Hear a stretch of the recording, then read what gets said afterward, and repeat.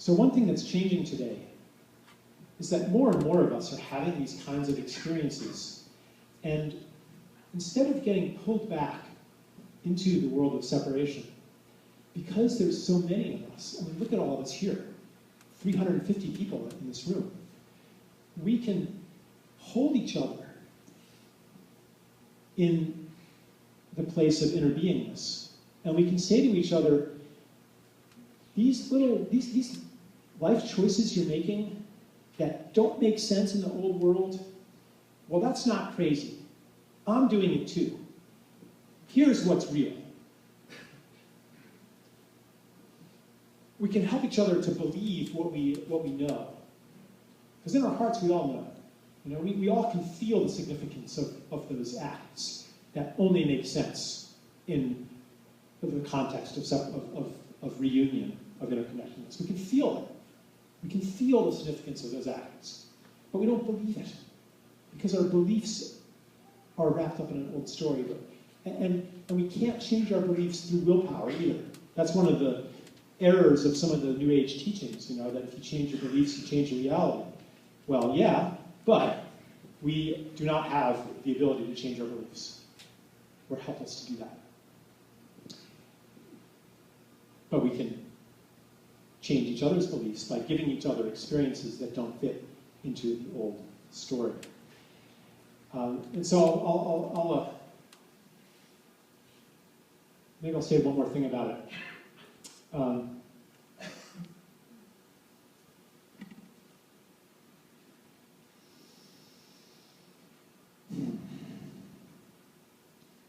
I'll quote my favorite mystic, Sun Ra.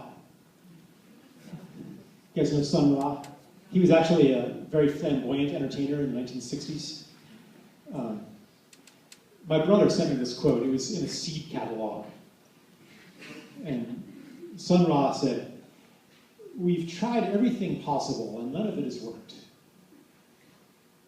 Therefore, we must try the impossible." So let's put impossible in quotation marks. When you look into any crisis today, let's take climate change.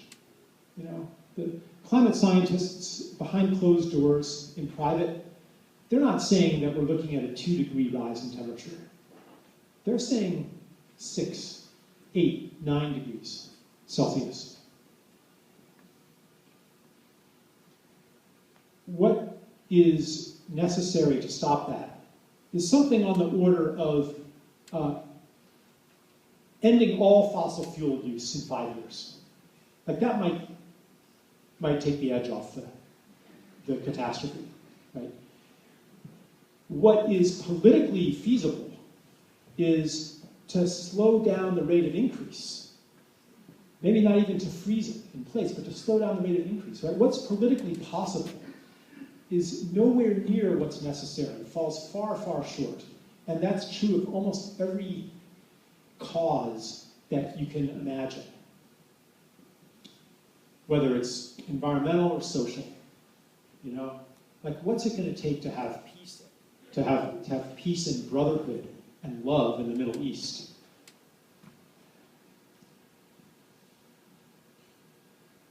We have to accomplish things that we have no idea how to do, according to our things that are impossible, according to what we knew about the way the world works in the old story, according to our old understanding of cause and effect, they're impossible. But in a new understanding of cause and effect, they are no longer impossible. And maybe some of you have had this experience of kind of being part of a different, it's like this implicate order, as David Bohm put it, you know, a different matrix of cause and effect, where you're just, like again and again, you're at the right place at the right time, bumping into the right person, and all these synchronicities line up, and you become capable of things that you had no idea how to accomplish beforehand. It's almost as if this thing wanted to happen, and as you stepped into service to it, it created opportunities, and all you have to do is to say yes to them. Has anyone ever had experiences like that? Yeah. And how else, what other hope is there but to access that kind of flow of synchronicity? And how do you do that? So here's another way that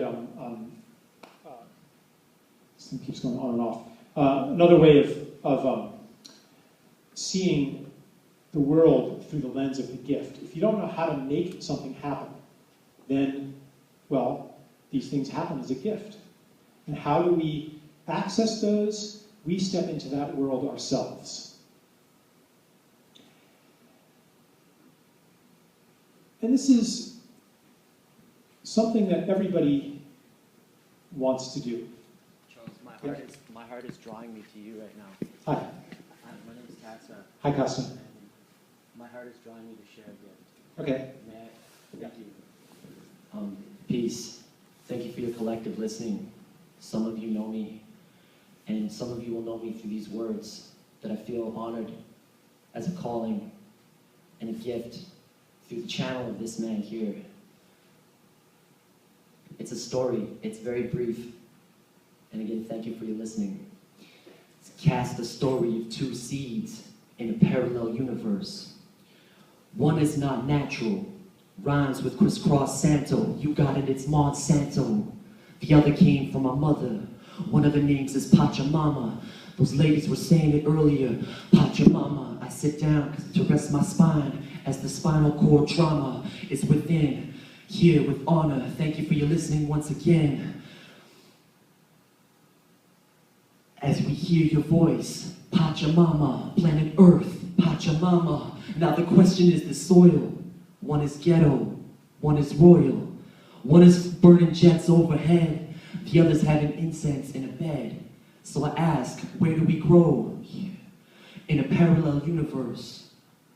All these seeds continuing while the Terminator's pinioning, genetically fidgeting, con artistically figuring, disfiguring, pandemonium, pendulumpire, digit swing. And even if it hits home, we don't want to take it there. Riding in the rain to take the compost out through the city park to harvest to gather, right? Wrong. We'd rather say a prayer instead of act, like parliaments and act. But there's creation where we invest intention with interest. Yo. Occupy collective consciousness from seed to seed. For through this mycorrhizae, I flow knowing the trust has been broken and is still connected. From ether to soil, wherever suspect is inspected. Cause even your honor knows there's no honor. From Homer the ancient Greek poet to Homer J. Simpson, the honor is linked in. As people we seed sow, word to going to court to defend our rights as yogis. That's word to the people, in the story of people. It continues here as we seed sow. Collective karma, witness a parallel universe. Know the trust has been broken. From soil to soul, and only we can foreclose to open. To one another, forgiving notice. Sharing agua holdings. Those wetlands will be brought through openings. The cracks in the cement. Through comments, it shares our status of where we're at with the words that we speak. Call for gifts from everyone, doing what we're supposed to be doing and seeing what we're seeing. Seeding as we learn to seed with connection. Keep my spinal straight. Parallel universes where all truth is merged for. Only when we heed the dark can we see the light. Sprouting reflections. For a glimpse on this farm, it seems the truth is cursed. Hold up. Reference is needed. For the wind blows currents through the Percy's farm. Food that's genetically seeded. Agri-chemically treated, right? Aggressively chemically seasoned. Then extreme energy heats it. And it melts in the mouths of those who don't see the karma of what we eat. Up to us who see this. Recipe for disease in. Through the words it's peaked with. A deep-seated, intuitive flow that rises above to keep the conversation of growth. That's why we're rising up as we're seated here. In a society where time is kept by the center, not the high degree.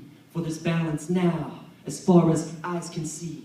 Parallels that picture patterns of the mind, sacred commerce, Eisenstein, proton flipping Einstein out of Frankenstein, while the power of the story of the people realize we sign with the eternal currency, the great river of abounding energy, yin-yang surrounding every channel to hear.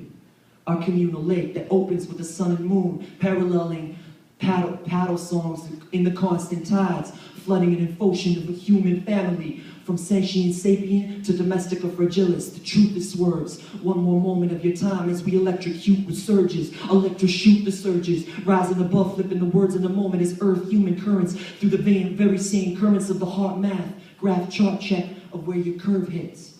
In our currency's current, word to community currency, where the curve hits. Keeping the spine in motion, we see the solving is with the problem. Parallel universal seed circle solutions to the pollution that hurts what's in a biosentient evolution. The hurdles seem to spur us on, again through the rain on the pedal, bike paddling with the song of the pedal, forever in the imagining as we bite through the rain. Word to my homie, working the membrane. The hurdles seem to be the spurring on, breath air bending light. We're moving minus money against all odds with invisible healthcare. LaLaura, taking our mothers from where they could be to where they are through our hearts. And the currency from the 20-hour work week to this time between worlds we see at a seed event. From the seed event when we light cells up, keeping us here in the event.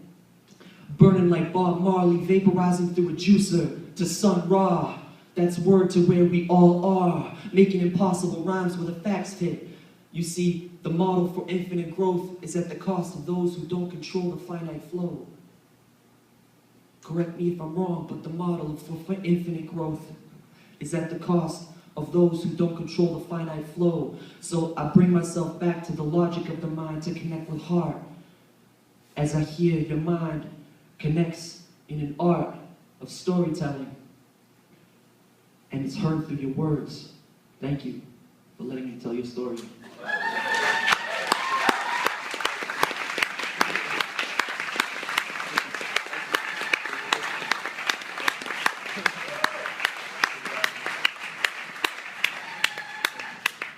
Thank you. Yeah, you know, I always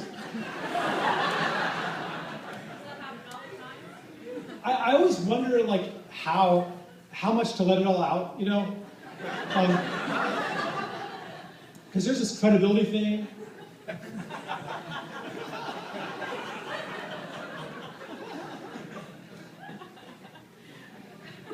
Really, all of this is about one thing. It's a new cosmology. Like, and I'm part of these, like, cosmology. Like, this is metaphysics. Like, I mean, I'm supposed to be talking about money, right? But we can't change anything if we don't go all the way down to that level. Because this crisis, this moment in human history is total. Everything is changing. And if we don't go down to every level, then it won't be enough. That's why we sense that the whatever crisis it is also a spiritual crisis. Like, I can't avoid the topic of spirituality. I don't even like the word spirituality because it says it's some separate thing, you know, where you're overcoming the flesh, etc., etc., etc. But basically, what we're talking about is that it's everything. It's our basic mythology. And it's all changing. We have to go to that level. No other solution is enough because we have to do the impossible. We have to create miracles. The doomsayers who say, it will take a miracle to save us, they're right. And what is a miracle? A miracle is something that's impossible from an old story, impossible from a new one. A miracle comes into your life, and it might be forgiveness, unconditional love. That could be a miracle for you. And it comes into your life and it says, your world was too small. Reality's bigger than you thought it was.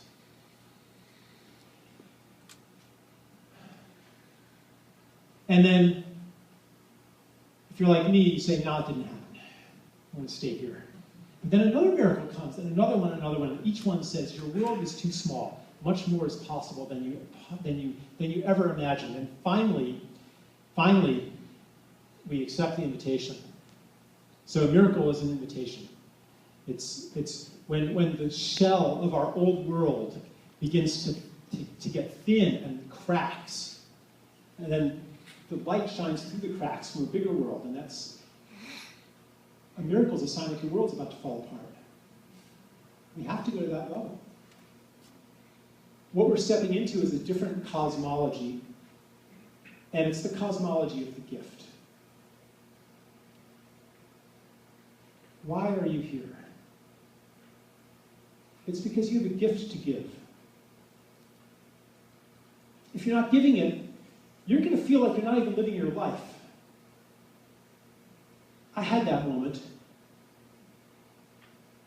Sitting in a meeting when I was 28, talking about something, looking around the room, everybody's so animated, and I'm like, hold on, you guys care about this? I don't care about it. I'm just being paid to pretend that I care, right? I felt this moment of superiority, because I got it and they didn't. But very soon after that, I felt panic. I thought, when do I get to do something that I care about for real? When do I get to live my life and not the life I'm paid to live? And I couldn't imagine that. Couldn't imagine that. Anything I could think of was something I didn't really want to do that much. And that's when I entered the space between stories, where the old world fell apart and the new world hadn't been born yet. It's a sacred place, and if you're in it, please stay in it until you know what to do. Well, society doesn't really allow that, you know? You have to figure it out, right? To figure out your life. You have to, and we're not going to support you. We're going to pressure you to figure it out and to step back into the old world. Otherwise, you're not going to eat. You're not going to be able to live, right? So it's hard to stay there. We don't get validated to do that, which is one reason that I write about a universal basic income. But somehow I'm not moved to go there right now, even though I just did. Like all of these things have an economic expression, right? They're all coming from something deeper. So yeah, so we're here to give something, and we feel it. If we're not giving it, we feel like, I wasn't put here on earth to do this.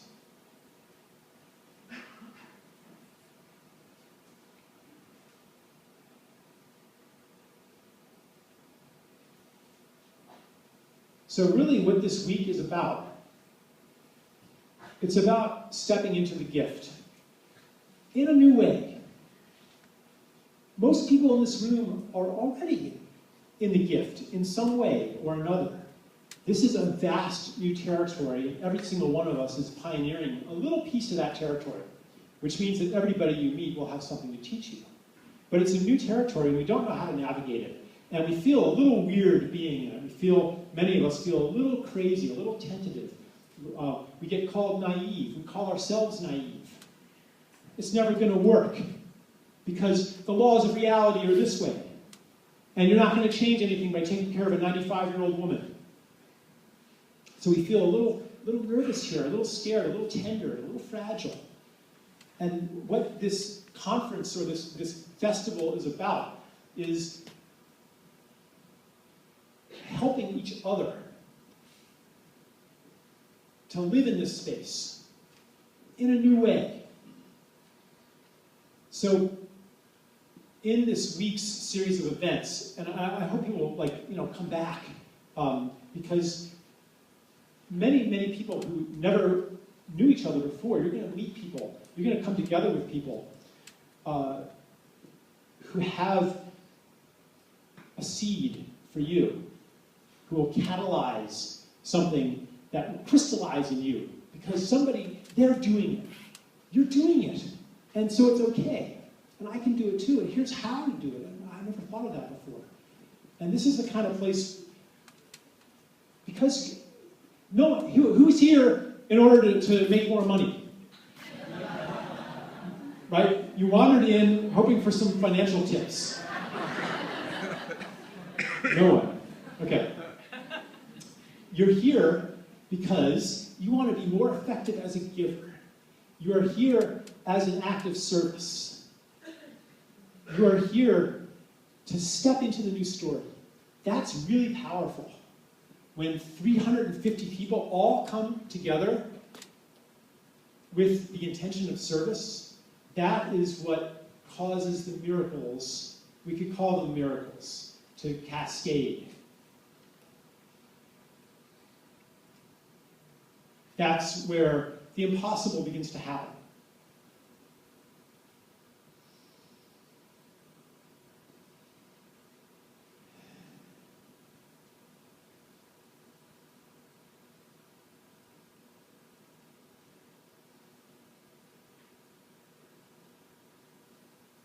Humanity's in a really special moment right now. We're at peak humanity.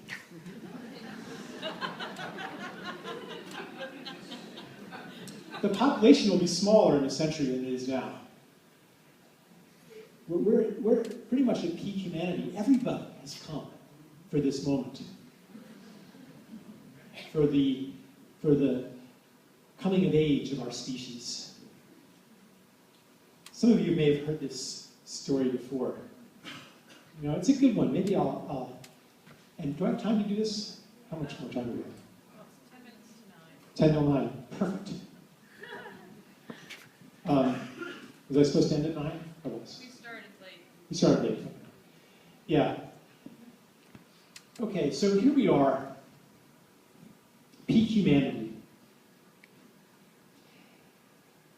And we look back at history and we look around the world and we say, what's wrong with us? Why are we taking from Earth, giving nothing back, destroying everything beautiful, growing and growing without end? Why have we forgotten the laws of nature? Why do we pretend to be an exception to the laws of nature? Why do we strive for infinite growth? What's wrong with us? Maybe Earth would be better off without us. Maybe we're nature's big mistake. Many of you have felt this kind of grief before, this kind of bewilderment, when all of the injustices pile on our shoulders. Everywhere we look, can't escape it. What's wrong with us? And we're going to get what we deserve now. Overshoot, collapse, a dark age, annihilation.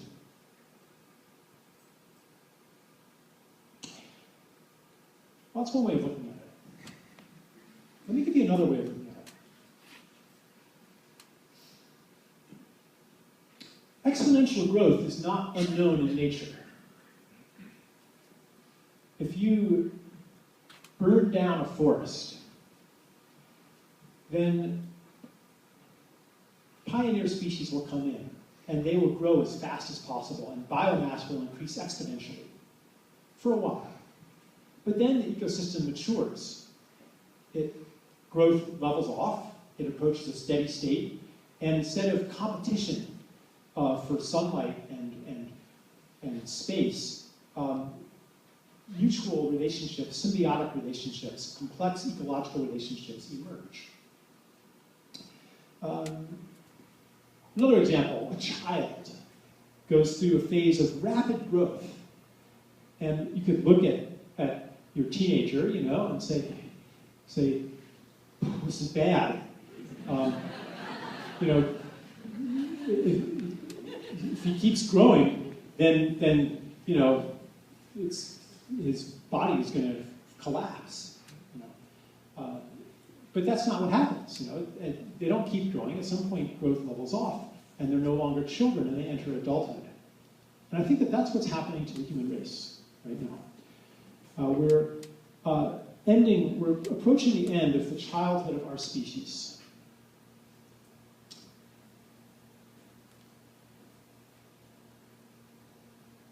Why do I think that?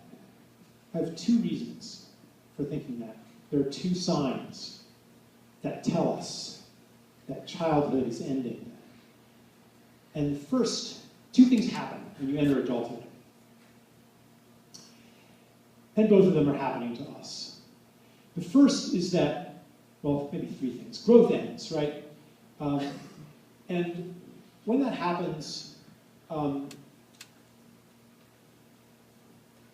two things happen. One is that there's some kind of ordeal that marks the passage into adulthood. All of us have gone through some kind of ordeal.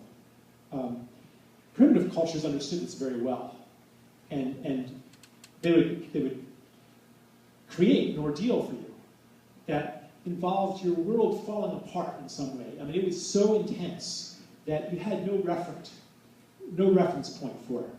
Everything that had seemed so stable and secure and real was no longer applicable when you were isolated in a hut away from the village, or being circumcised with a rock,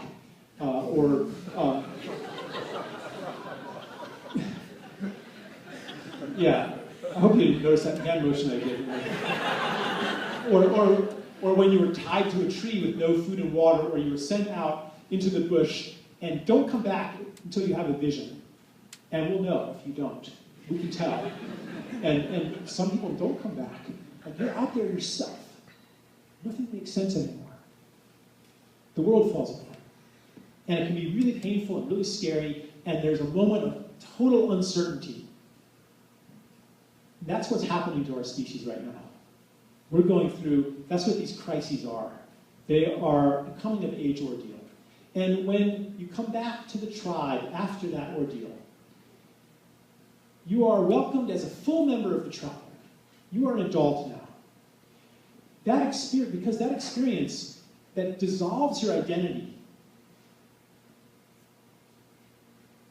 it allows a larger identity to emerge, one that includes the whole tribe. And you become a full member of the tribe. We don't have these ordeals today so much, and that's why you go into your 20s, your 30s, maybe even your 40s, and you're like, am I a grown-up? I feel like, here's my adult body, sort of, and my adult clothes, sort of, and my adult job. Why do I feel like a child playing grown-up? A child playing grown-up. It's maybe because we haven't had these, and never, therefore, been initiated into the full expression of our gifts, because that's what childhood is for developing your gifts and learning what they are and playing, and then in adulthood you turn them toward their true purpose. So that's what's happening to humanity right now. We spent thousands and thousands of years in childhood, and by we, I'm really talking about civilized Western society, okay? Not the indigenous. Okay, there's another part of the story about that, but I'm not going to tell you that now. Their role in this moment. But we played with our gifts, and now we are joining the tribe of all life on earth, rejoining as a full member of the tribe of all life on earth, where we turn our gift towards something that serves the whole, that serves the tribe, that serves Gaia. What is that? We don't know yet. But every species has a unique and necessary gift. You take one species away, everybody's worse off, which is a new realization for scientists. They used to think you could take away the harmful species and the rest would be better off. But no, everybody's better off when everybody's giving their gifts. And humanity's no exception. We're not nature's mistake. We have a role to play. Right now, maybe it's healing the damage of 5,000 years of separation. And who knows what it is after that. So that's the first indication that we're entering adulthood as a species, is that we're going through an ordeal. The second thing that happens at this time is that you fall in love. And it's a different love than the love of a child for a parent, where it's about taking, receiving. That's fine for a child. I want my child to fully receive everything I have to give and not to hold back and eat less because he's worried that dad can't provide enough, right? I want my child to receive. I don't give him a bill when he turns 18 for services rendered. That was all a gift. That's his role. But when you fall in love, it's different, you know? You want to give something to your sweetie, and you want to create something together. And if you don't, then everybody knows you're just like a big baby. You know, you might have known that kind of person before. But normally speaking, adult love, you want to give and receive. You know? And civilization began to fall in love with Earth in maybe the 1960s, when the environmental movement was born into mass consciousness. And when the first photographs of Earth were beamed down from the satellites, from the astronauts, and we saw, for the first time ever, saw Earth without a border, without countries drawn on it, and how beautiful the planet was. That was a really profound moment. It changed the course of history. I love quoting Rusty Schweickart about that, one of the astronauts, you know. He said, he was the last man on the moon, and he said, from the moon, Earth is this little blue dot that you can cover up with your thumb. And I looked at it, and I realized that everything precious to me was on this little speck. All of history, all of music, all of art, birth and death, everyone I've ever loved, all on this little blue dot that I can cover with my thumb. And from then on, the relationship was different. Something changed. Yeah. I think something changed for humanity.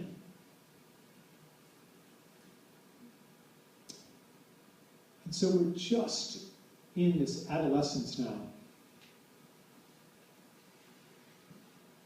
Each of us stepping into it in a different way. Everything, and that's the new story of the people, by the way. Co-creative partnership in love with Earth. Everything that we're doing, all of these crazy things, are coming from that new story. The story of the connected self, inner being, in co-creative partnership and love with Earth, everything. That's what unites all of these things. Like, we feel that they're united, you know, from complementary currencies like the seed stock currency, which Nicole talked about, and you can like start using here. There's a booth back there, right? To like holistic healing, to social justice, like all of these things are coming from a new story. That's what unites them all. That's why we're gathered here this week. So, yeah, please like really soak in the field that we're generating as we're united in creating a more beautiful world and being in service together and learning how to do it and holding each other in this new story. That's really what our job is. It's to be a carrier of the new story of the people.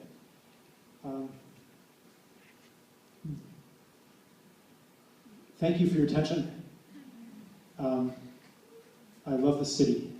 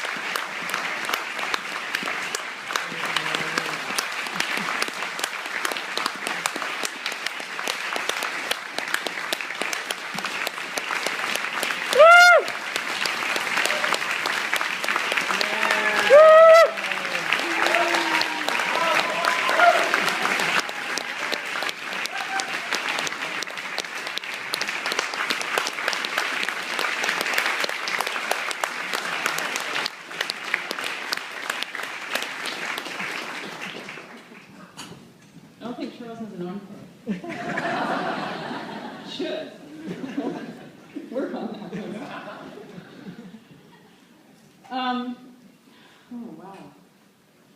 Thank you, Charles. Holy man. Yeah.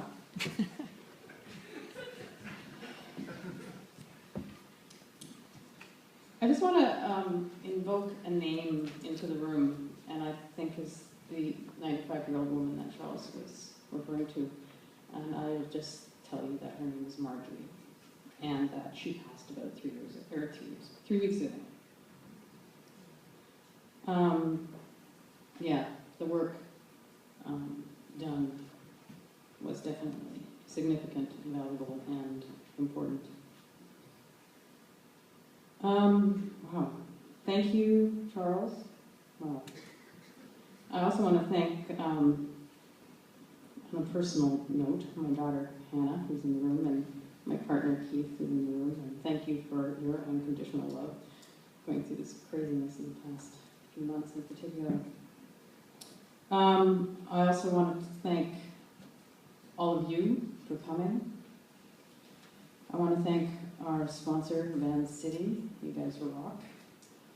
I want to thank our partners, Community Microlending, Seed Stock Community Currency, Gen Y, Board of Change, LOCO, SFU, Community Economic Development, UBC Sauder School of Business, ISIS, Aurora Roads University Institute for Values-Based Leadership, Green Goodies. By the way, I forgot to mention Green Goodies as being in the room. Oh my God, they're over there selling amazing food. Thank you, Dagan, and various assistants. Yay.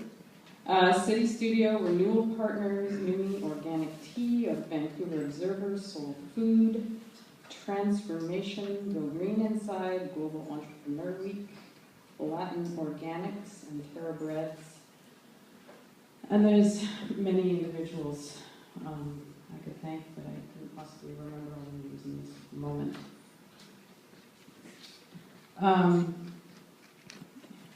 A couple days ago, a friend of mine who isn't able to be here said, okay, Nicole, go tear a hole in the fabric of the old consciousness. I think Charles got us going on that pretty well, so thank you. Just a few more housekeeping things just to send you on your way. You can register for upcoming sessions online through the week, up to 2 hours before they start, at which point the online registrations start, and then you would have to come to the box office here to buy your tickets. We prefer that you purchase online. If you prefer not to purchase online,